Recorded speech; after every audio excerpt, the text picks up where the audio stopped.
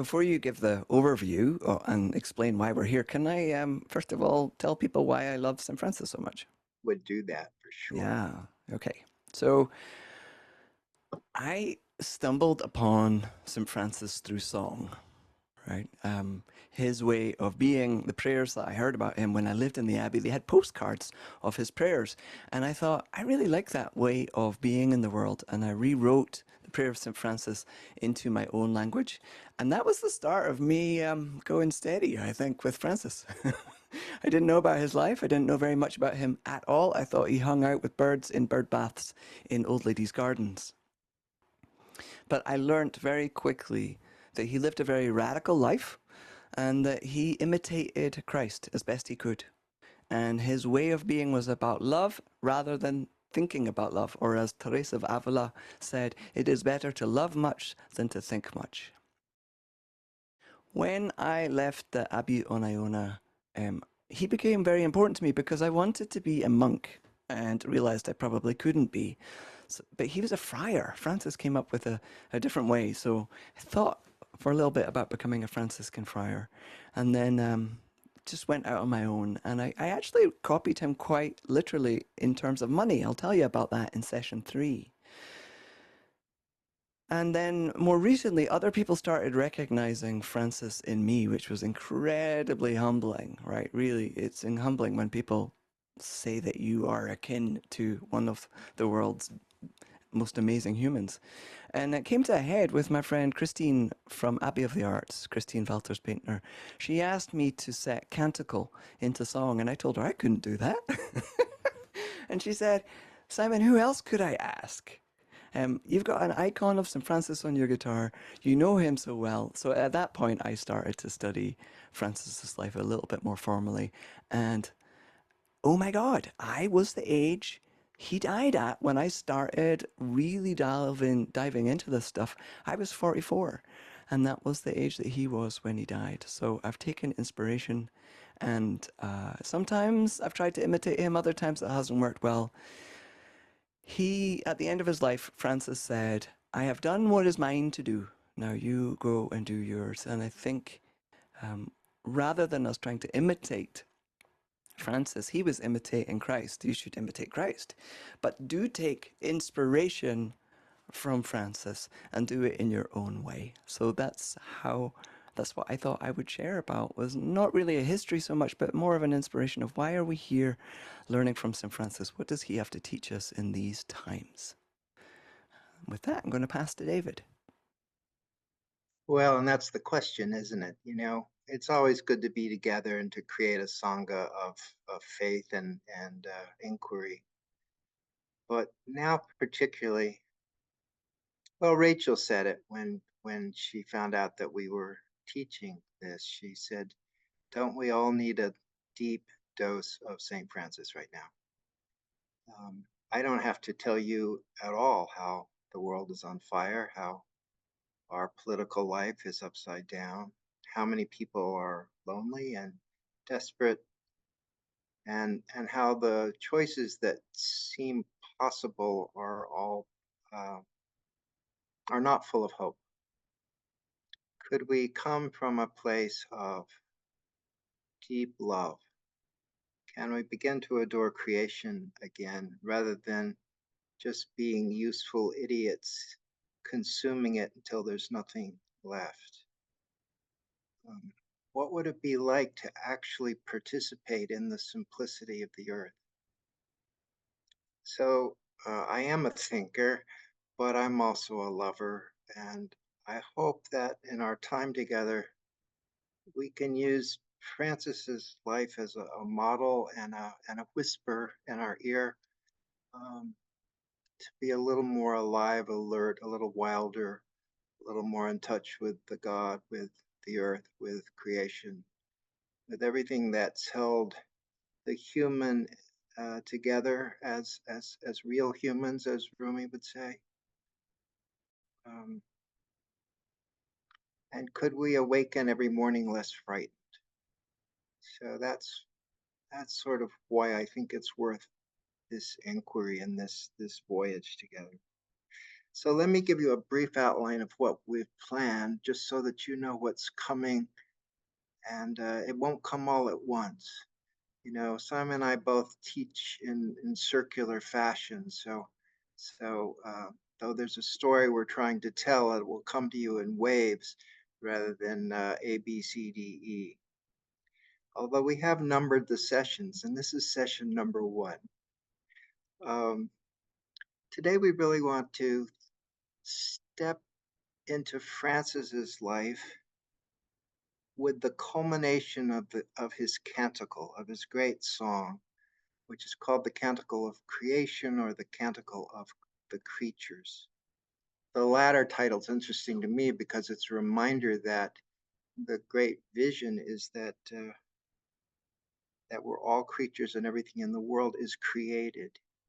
And therefore, we can have a relationship creature to creature, not only with other humans, but with the birds, with the worms, with the rocks, with the air. So, this song that he wrote is a song that was created from participating in his suffering and welcoming his suffering as his beloved Jesus did, and therefore was able through that deeper union of accepting his pain. And he had real physical, traumatic, terrible body illness and pain. By stepping into that to really find the union with everything in the cosmos, since everything is equally fragile and alive simultaneously. He says that the whole world becomes our cloister if we do that, right? In other words, we don't have to run away and hide in a room and be at the back of the closet to find our spiritual life. We just have to open our eyes and walk through the earth. So that's what we're going to do today a bit. Luckily, we have Simon to sing for us, so um, the song of the song part of Canticle will be very present. On Thursday, we're going to think about what it means to have and be an anamkara, in other words, a soul friend. And we'll take a little more in-depth look of this beautiful and extraordinary friendship between Francis and Claire. She was 12 years his younger, but it's a great love story, not like the movies would tell us, but rather soul recognition of two hearts both loving their God and helping the other to fully engage in that life of love and loving kindness, of deep service to those who had no one to serve them. Um, and from my point of view, a, a revisioning of what faith is, a realignment from the patriarchal church into another kind of blessing and ministry. And then in the third session, we're going to consider Lady Poverty. Now, this is a tough one for Westerners to get. It's a tough one for me to get. But what does it mean that the meek shall inherit the earth? What does it mean to be poor in spirit as a blessing? What does it mean to take that Christ invitation seriously, to leave everything behind and to go out and spread the word with simply the clothes on your back? So we'll think more about Francis and Claire's deep vow to live without, and therefore what's possible when that happens, so that every bit of riches pours within their souls because they've let their bodies and their houses be simple. And we trust simplicity. And finally, in the last section, we'd like to explore and play with this idea of the holy fool, the holy fool. Now, all kinds of images might come to you when you have that expression, or maybe none at all. But um, for us, I think to see the way that Francis was able to drop his outer garments, and by that I mean not just his clothing, but his his station, his wealth, his acquisitive, the acquisitive nature with which he was born. You know, he was a party boy, right? To let go, but still to there's this beautiful troubadour energy in Francis, and I'll talk about that later today. But this capacity to really not care what others are seeing, but to follow the impulses, the songs, the inspirations, your God speaking, whispering, compelling you to well, as Rumi, I'm a Rumi guy too, and a thousand ways to kneel and kiss the ground. And Francis is an extraordinary example of that. What would it be like if we could let go of some of our confusion about what we're supposed to be, what we're supposed to look like, act, how we could be perceived in the world? What if we got rid of all of our branding and became simply holy fools, so that love might have a body to flow within? So that's where we're going, and that's what's coming ahead. I'm going to sing Canticle for us, Canticle of the Sun, Canticle of Creation. But first, I'd like to introduce it a little bit. So, the word that appears the most is praise in this. I often ask people which word shimmers. Actually, I'm going to ask you all as you listen to me singing, and you'll have the text up. Is there a word that shimmers for you? If so, write it in the chat. But the word that appears most often is praise. And my sense is that praise is a vital part of how we co-create with God. And praise is especially needed in dire situations like that dungeon that we just heard about. Praise is part of what connects us to everything else. Well, Rumi says that love is the bridge that connects us to everything else. But praise is part of how we construct that bridge. Bonaventure, one of the early Franciscans, said, "You truly exist where you love, not merely where you live."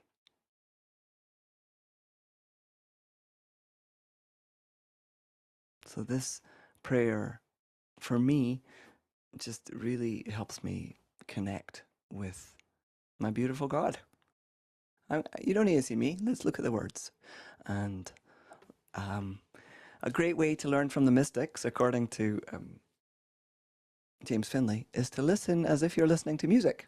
So the only instruction you have is listen to this as if it's music and see if there's a word that jumps out and touches your heart.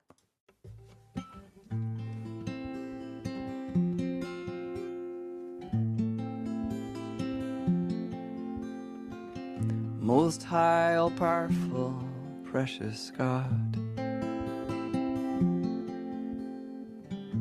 no spoken word can hold your name. And praise be to you who births all life with all your creatures.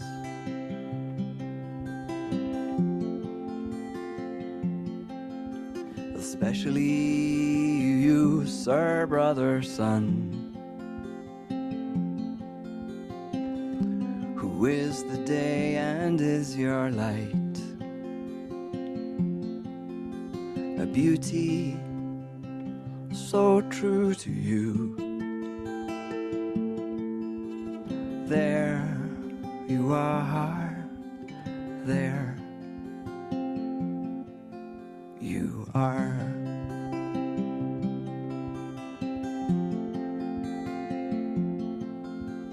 Praise be to you, my Lord, you are sister moon and the stars,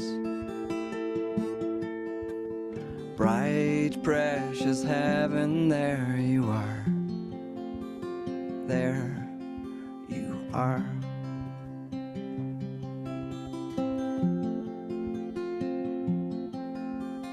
Praise be to you, my Lord, you are brother wind and the air, breath of spirit, there you are, there you are.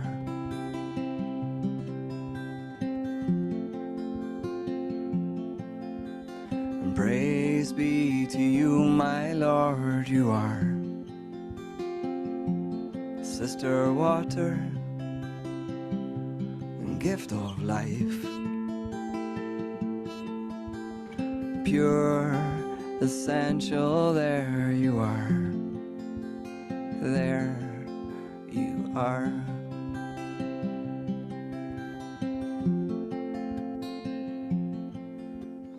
Praise be to you, my Lord, you are brother fire, friend through the night, strong and playful, there you are, there you are.